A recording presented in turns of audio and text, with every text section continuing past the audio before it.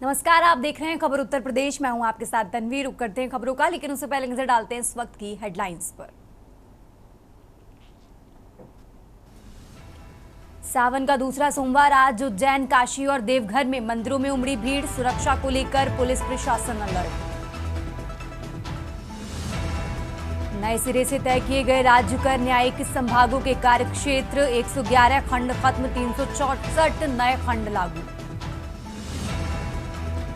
खेल निदेशालय को 7 साल बाद मिलेंगे 16 क्रीड़ाधिकारी और 84 उप क्रीड़ाधिकारी। दूर होगी प्रशिक्षकों की कमी।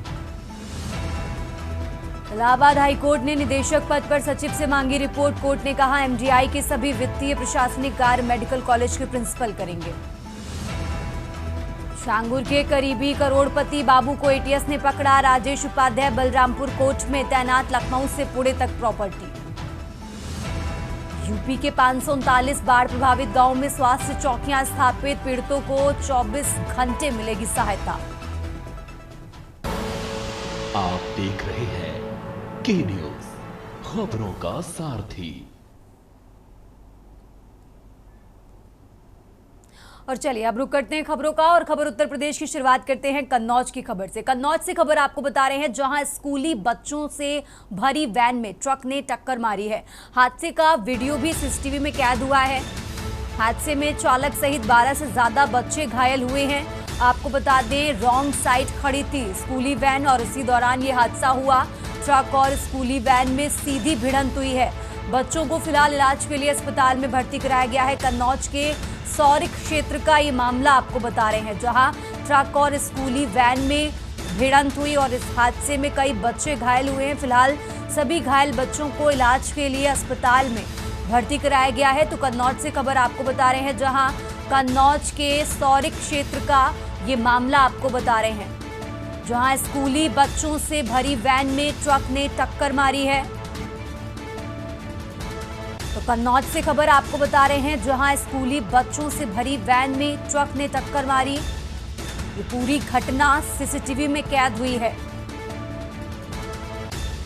इस हादसे में चालक सहित 12 से ज्यादा बच्चे घायल हुए हैं। तो कन्नौज से खबर आपको बता रहे हैं, रॉन्ग साइड खड़ी थी स्कूली वैन और ट्रक ने स्कूली वैन में टक्कर मारी और इस हादसे में चालक सहित 12 से ज्यादा बच्चे घायल हुए हैं। फिलहाल सभी घायलों को इलाज के लिए अस्पताल में भर्ती कराया गया है।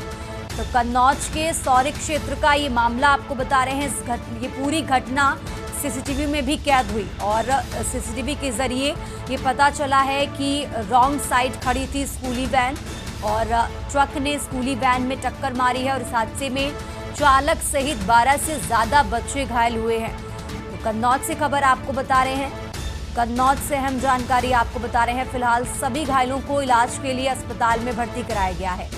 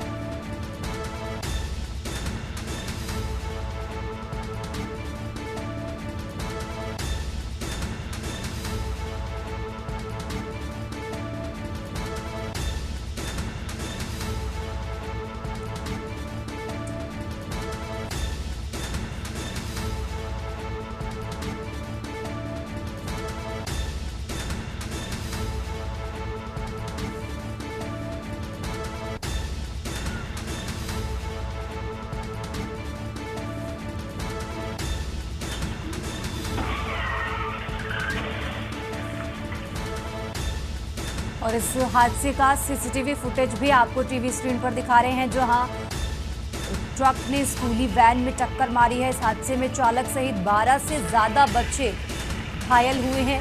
ये पूरा हादसा सीसीटीवी में कैद हुआ। फिलहाल सभी घायलों को इलाज के लिए अस्पताल में भर्ती कराया गया है। तो कन्नौज से खबर आपको बता रहे हैं, जहां स्कूली बच्चों से भरी वैन में ट्रक ने टक्कर मारी है। फिलहाल सभी घायलों को इलाज के लिए अस्पताल में भर्ती कराया गया है।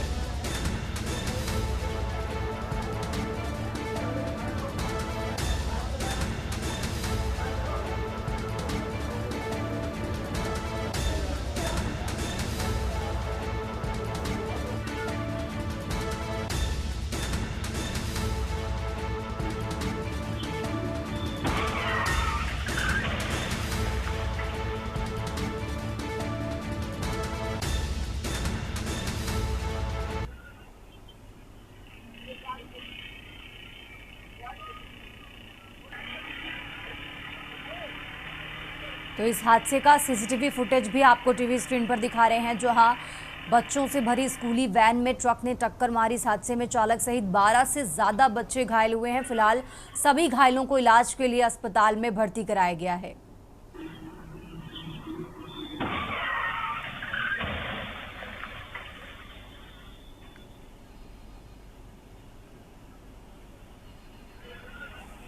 इब्राहिमपुर की पुलिया से बच्चों को लेके सरदापुर जा रहा था। लगभग 14 से 15 बच्चे थे और रॉन्ग साइड जा रहा था, इसीलिए ये घटना घटी है। किससे हादसा किससे हुआ था? ये टक्कर हादसा किससे? ट्रक से हुआ है। डंपर वगैरह क्या? डंपर से। तो भाग गया टक्कर मारने वाला? टक्कर मारने वाला नहीं भागा है, वो गाड़ी खड़ी है वहाँ पर। किसकी गलती लग रही है आपको? गलती हमें इसकी लग रही, ड्राइवर के, स्कूल वालों की। ये कहाँ से कहाँ जा रहा था स्कूल वाला? ये सरदापुर जा रहा था स्कूल में। किधर से? इब्राहिमपुर की पुलिया से जा रहा था, मतलब रॉन्ग साइड रोड पे, सरदापुर रॉन्ग साइड जा रहा था।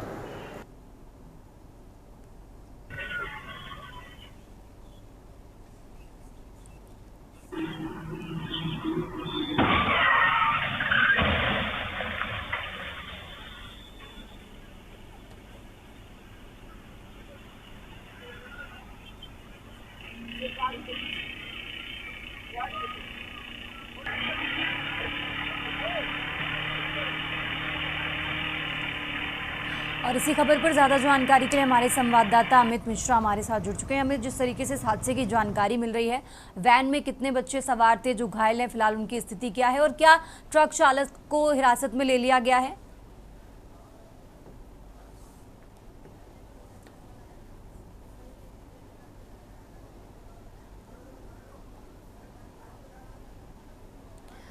अमित, हमारी आवाज़ आप तक आ रही है?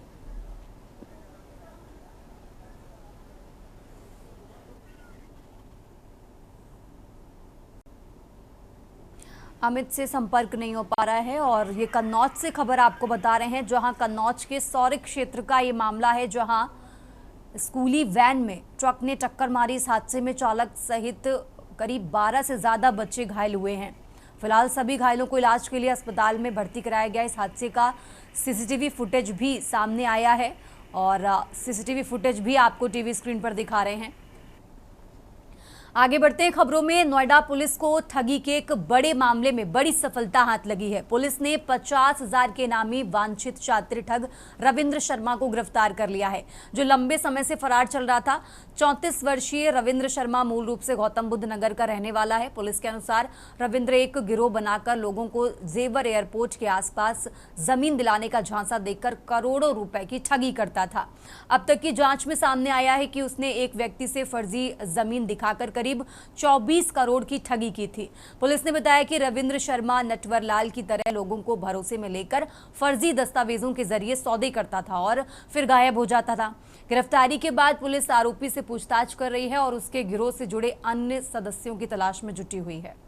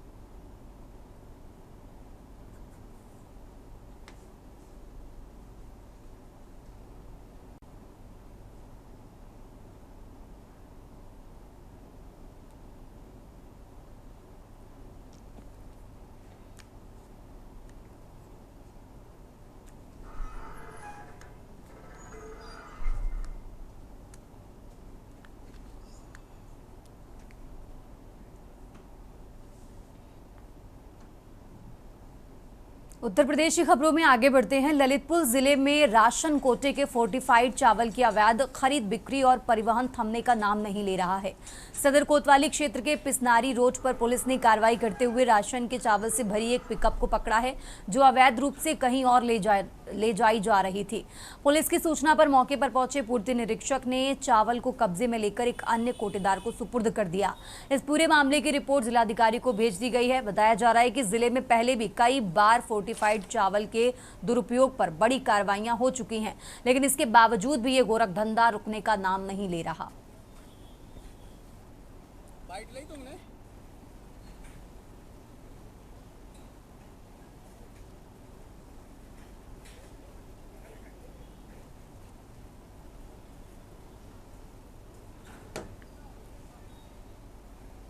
और चलिए खबरों में आगे बढ़ते हैं। अलीगढ़ के टप्पल थाना क्षेत्र के गांव गुरौला में पुलिस ने बड़ी कार्रवाई करते हुए 3 गैंगस्टरों की करीब 60 करोड़ रुपए की अवैध संपत्ति को कुर्क कर दिया है। एसएसपी संजीव सुमन ने प्रेस वार्ता कर इस कार्रवाई का खुलासा किया और बताया कि आरोपी अजीत कुमार, श्रवण कुमार और प्रवीण कुमार पटेल जेवर एयरपोर्ट के नाम पर लोगों से ठगी कर करोड़ों की संपत्ति खड़ी कर चुके थे। तीनों आरोपियों पर 27 से ज्यादा मुकदमे दर्ज हैं और ये साल 2020 से एक्टिव थे। 2023 में दर्ज एक मुकदमे के बाद जांच शुरू हुई थी। पुलिस ने सादी वर्दी में जांच कर सटीक साक्ष्य जुटाए और संपत्ति को कुर्क कर दिया। कार्रवाई में शामिल पुलिस टीम को 25,000 का इनाम देकर सम्मानित भी किया गया है।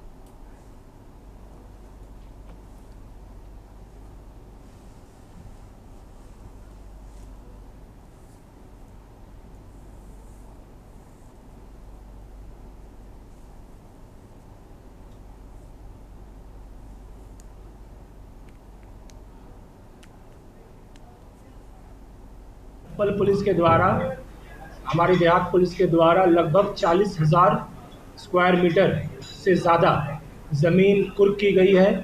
ये कुर्की का आज लैंड वैल्यू लगभग 60 करोड़ रुपए है और ये वन ऑफ ऐसी कार्रवाइयाँ हैं जिससे इस क्षेत्र में भूमाफियाओं के खिलाफ एक स्ट्रॉन्ग मैसेज, जो गवर्नमेंट की पूरी मंशा है कि भूमाफिया या किसी प्रकार के माफिया के खिलाफ कठोर कार्रवाई हो, ये उनकी कमर तोड़ने का काम है और भविष्य में ऐसी कार्रवाई चलती रहेंगी। इस अभियान की शुरुआत मानिए आप, इस क्षेत्र में जो भी इस तरह के लोग हैं, हमारे अभी एक बड़ी और कुर्की हमारे प्रोसेस में है और जल्द ही इस क्षेत्र में जो लोग इस तरह के गलत कामों में और भोले भाले निवेशकों को ठगने का काम कर रहे हैं, इन सभी खिलाफ गैंगस्टर्स लिख करके इन सभी खिलाफ कार्रवाई की जाएगी।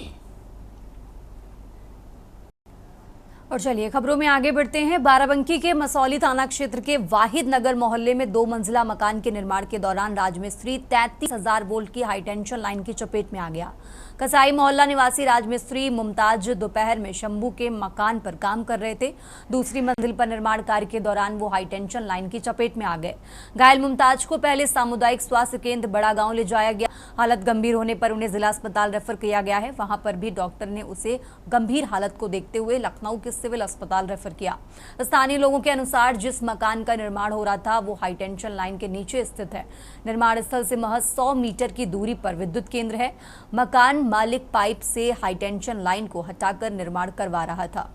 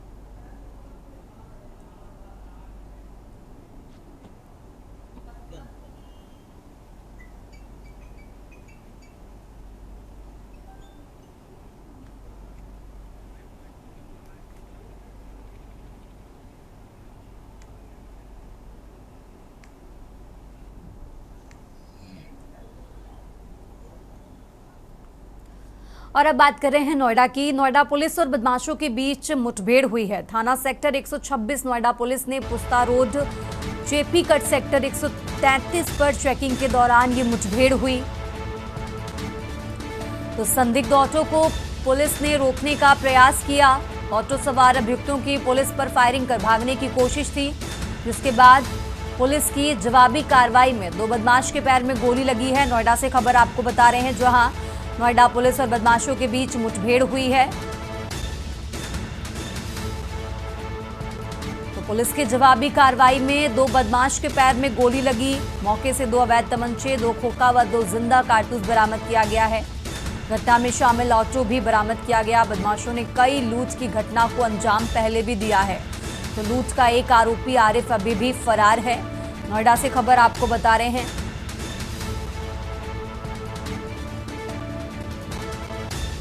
तो नोएडा से अहम जानकारी आपको बता रहे हैं, जहां लूट का एक और आरोपी आरिफ अभी भी फरार है। नोएडा पुलिस और बदमाशों के बीच मुठभेड़ हुई है।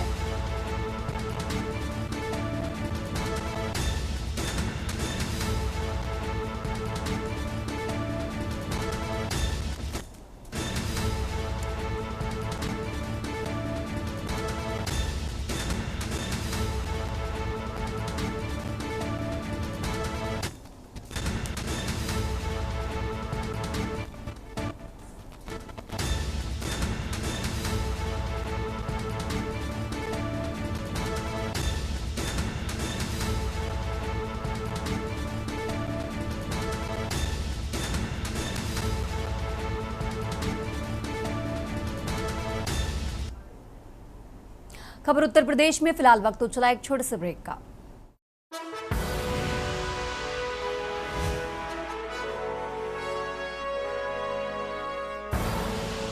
आप देख रहे हैं के न्यूज।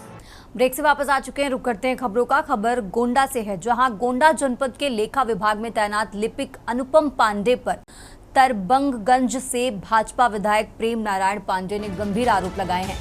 विधायक ने लिपिक पर धन उगाही, फर्जीवाड़ा और अनैतिक तरीकों से अकूत संपत्ति अर्जित करने का आरोप लगाते हुए मुख्यमंत्री योगी आदित्यनाथ को पत्र लिखा था। प्रकरण को गंभीरता से लेते हुए प्रमुख सचिव गृह संजय प्रसाद ने देवीपाटन मंडल के कमिश्नर को निर्देश दिए हैं। मामले की जांच किसी सक्षम अधिकारी से करवाई जाए और रिपोर्ट जल्द प्रस्तुत की जाए। भाजपा विधायक का आरोप है कि लिपिक में अपनी पत्नी की फर्जी नियुक्ति कराकर वेतन प्राप्त किया, बेटी को लिपिक पद पर दिखाकर भुगतान लिया और खुद पद पर रहते हुए 1 माह तक दुबई में रहे। महंगी गाड़ियां, मोबाइल, ज्वेलरी और नौकरों के खातों में काली कमाई जमा करने जैसे कई गंभीर आरोप भी लगाए गए हैं। मामले ने शासन प्रशासन में हलचल मचा दी है।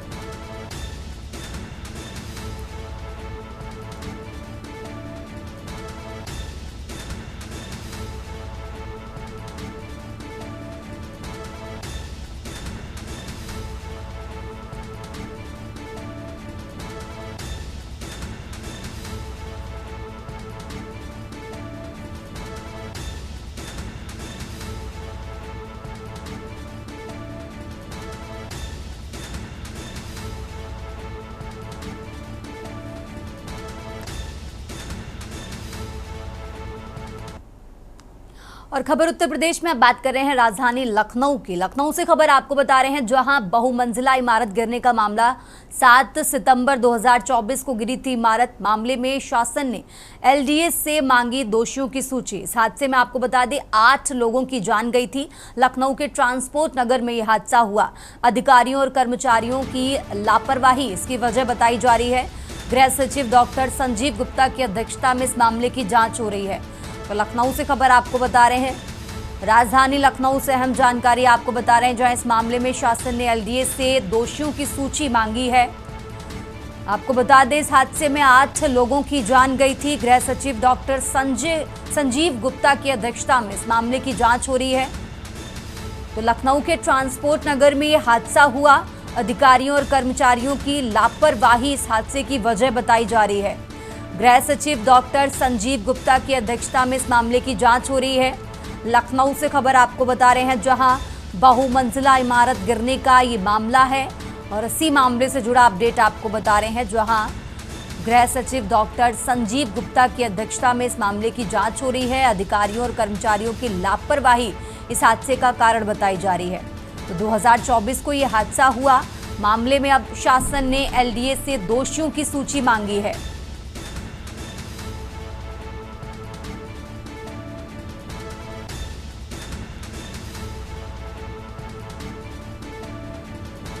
तो लखनऊ से खबर आपको बता रहे हैं, जहां इस हादसे को लेकर शासन ने एलडीए से दोषियों की सूची मांगी है।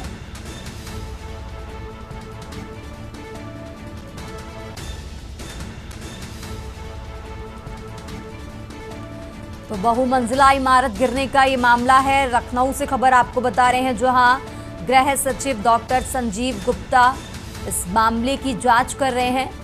इनकी अध्यक्षता में इस मामले की जांच हो रही है। 7 सितंबर 2024 को ये इमारत गिरी थी और अब इस मामले में शासन ने एलडीए से दोषियों की सूची मांगी है।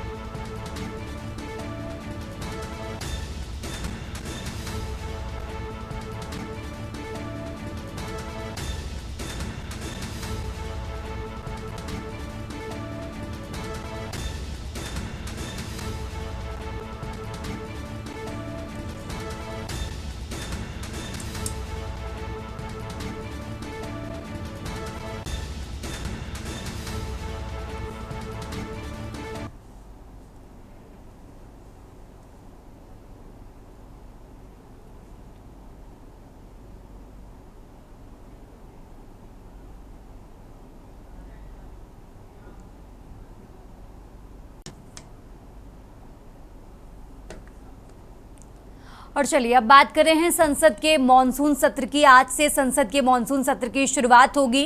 तो बड़ी खबर आपको दिल्ली से बता रहे हैं, राजधानी दिल्ली से बड़ी खबर आपको बता रहे हैं, जहां संसद के मॉनसून सत्र का आज पहला दिन है। तो संसद के मॉनसून सत्र की कार्रवाई 11 बजे से शुरू होगी। दिल्ली से बड़ी खबर आपको बता रहे हैं, जहां संसद सत्र के पहले दिन पीएम मोदी आज बयान देंगे। तो 21 जुलाई से 21 अगस्त तक चलेगा संसद का मॉनसून सत्र। बड़ी खबर आपको दिल्ली से बता रहे हैं, जहां मॉनसून सत्र में कई बिल के पास होने की संभावना है। साथ ही कई मुद्दों को लेकर इस सत्र में हंगामा होगा। विपक्ष सुरक्षा पर बहस की मांग कर सकता है। सीज फायर जैसे कई मुद्दों पर बहस की मांग कर सकता है विपक्ष। बड़ी खबर आपको दिल्ली से बता रहे हैं, मतदाता पुनरीक्षण को लेकर संसद में हंगामे के आसार हैं। और इसी खबर पर ज्यादा जानकारी के लिए हमारे साथ दिल्ली से विशेष संवाददाता अखिलेश जी जुड़ चुके हैं। अखिलेश जी, आज से संसद के मॉनसून सत्र की शुरुआत होने वाली है। कई महत्वपूर्ण मुद्दे हैं जिनको लेकर आज विपक्ष सरकार पर हमलावर नजर आएगा। अखिलेश जी।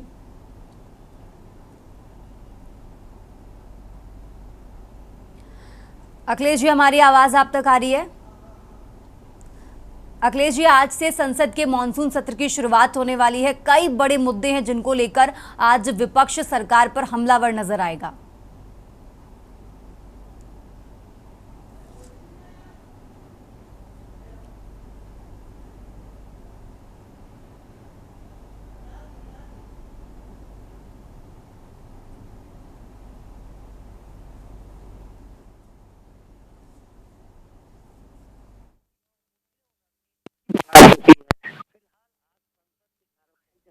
बजे राज्यसभा और लोकसभा दोनों सदनों की कार्रवाई में विपक्ष जिस तरह से केंद्र सरकार को घेरने के लिए अपनी रणनीति पर आगे बढ़ रहा है, उससे अंदाजा लगाया जा सकता है कि वोटर लिस्ट के जो पुनरीक्षण का विवाद चल रहा है, सीबीआई और एजेंसियां जो जांच के हवाले से लेकर छापेमारी विपक्षी नेताओं के साथ कर रही हैं, जम्मू कश्मीर को पूर्ण राज्य का दर्जा देने, इसके साथ ही साथ तमाम ऐसे आंतरिक सुरक्षा के मामले हैं जो आतंकवाद और सीज फायर और पाकिस्तान से जुड़े, और खासकर ट्रंप जो अमेरिकी राष्ट्रपति हैं वो लगातार बयानबाजी कर रहे हैं। इन मामलों को लेकर विपक्ष सरकार को घेरने की कोशिश करेगा। इसको लेकर एक ही नोकझोंक संसद के सदन के अंदर सत्ता पक्ष और विपक्ष के बीच देखने को मिल सकती है और इस बीच हंगामा भी हो सकता है। तो ये देखना होगा कि सदन की कार्रवाई 11 बजे शुरू होगी तो सत्ता पक्ष और विपक्ष के बीच नोकझोंक होती है और मुद्दों की मांग को लेकर क्या एक दूसरे के खिलाफ नारेबाजी होकर संसद की जो कार्रवाई है वो हंगामे की भेंट चढ़ती है या नहीं। जी तनवीर, बिल्कुल देखना होगा आज कितना हंगामा इस सत्र में होगा। अखिलेश जी बहुत बहुत शुक्रिया आपका तमाम जानकारी दर्शकों तक पहुंचाने के लिए।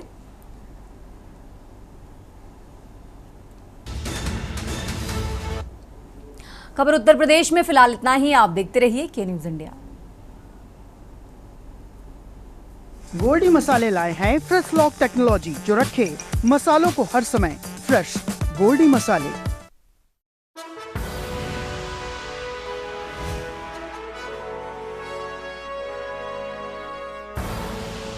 आप देख रहे हैं के न्यूज, खबरों का सारथी।